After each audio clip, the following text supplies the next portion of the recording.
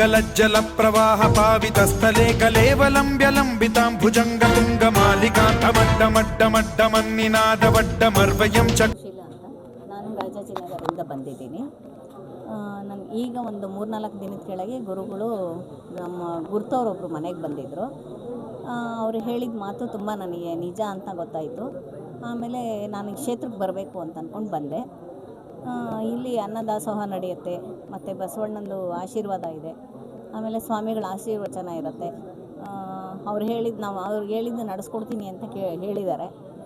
ಅದೆಲ್ಲ ನನಗೆ ನಂಬಿಕೆ ಅಂತ ಅನ್ನಿಸ್ತು. ಲಕ್ಕೀರೆ ಅಂತ ಹೇಳಿ ಲಗ್ಗೆರೆ. ನಾನು ಒಂದು 15-16 ವರ್ಷದಿಂದ ಬರ್ತಾಯಿದ್ದೀನಿ. ನನಗೆ ತುಂಬ ಒಳ್ಳೆಯದಾಗಿದೆ. ಇನ್ನು ಬರೋ ಭಕ್ತಾದಿಗಳಿಗೂ ಒಳ್ಳೆಯದಾಗಲಿ ಅಂತ ಕೇಳ್ಕೊತಾ ಇದ್ದೀನಿ.